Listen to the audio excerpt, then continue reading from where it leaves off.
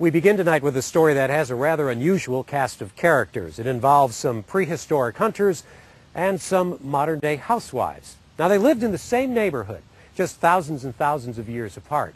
But what really ties them together was a very large, extinct animal that one group tried to kill, and the other group, in its own way, tried to save.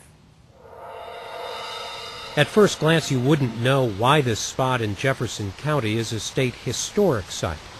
Battleground, you might think, and you'd be partly right. There were battles here, but about 15,000 years ago. What makes this spot so important is not really what you can see, but what is under your feet, and what was found here when people did a little digging.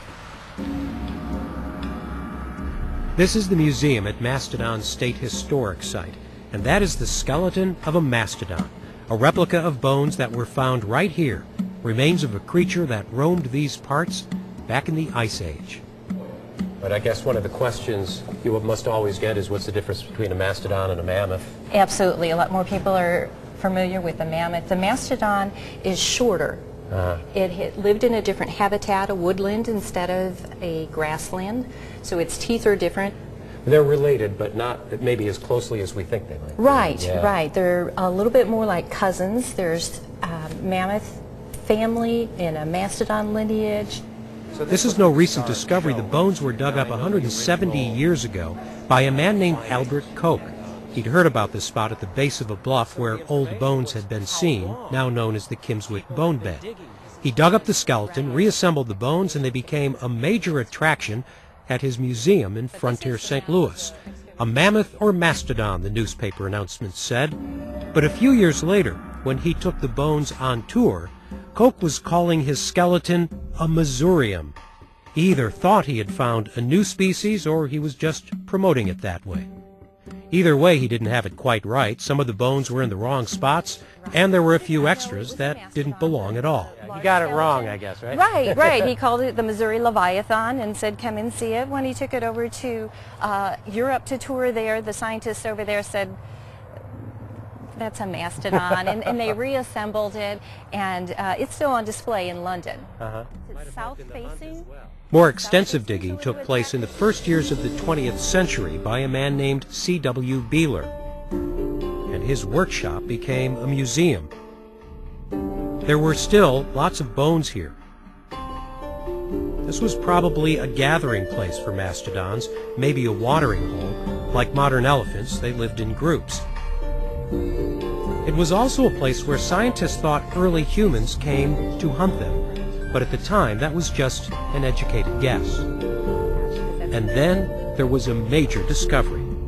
And to get that story, in fact to get the story of why this museum is here in the first place, well, we have to go from Ice Age hunting grounds to modern-day suburbia.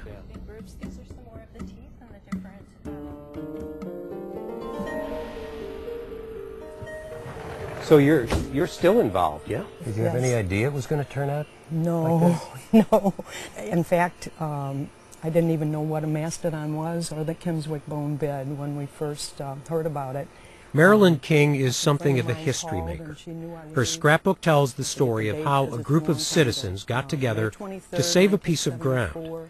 They didn't know how important it was, they just felt that it should be saved. And now, were you one of these activist women, or were you out marching with signs and saving trees or anything like that? No, not at that time. I was just involved in the scouts with my boys and just a normal housewife, you know. And so it was the 1970s. Interstate 55 had been completed, and the Transportation Department was selling off adjacent land it didn't need anymore.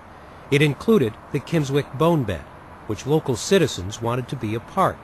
But a developer bought the land at auction, and the park proponents decided to go to Jefferson City to fight the sale.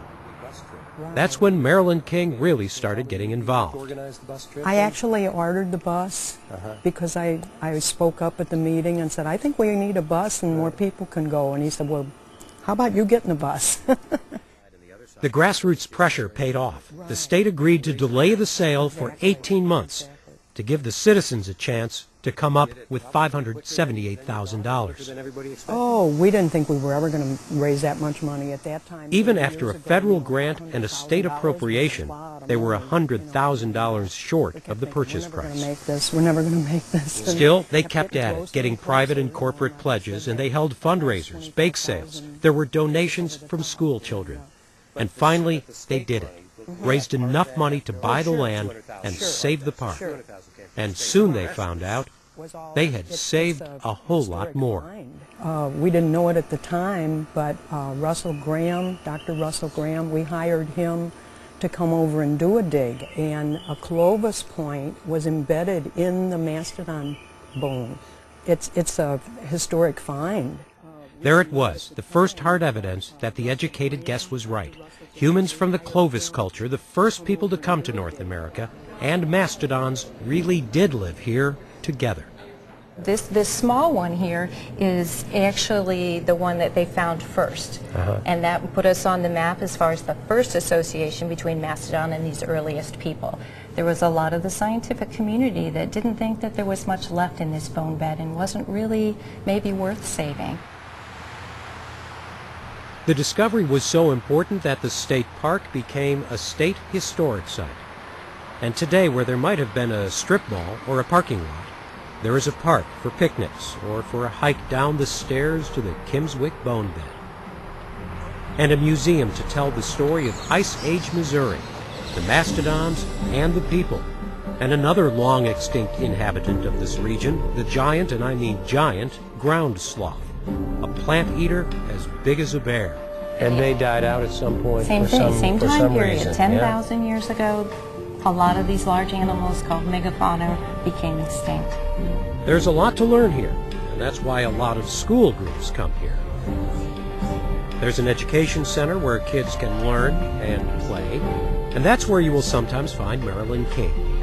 Of the 4 women who led the crusade to save the park, she's the only one still alive, still on the committee, and volunteering.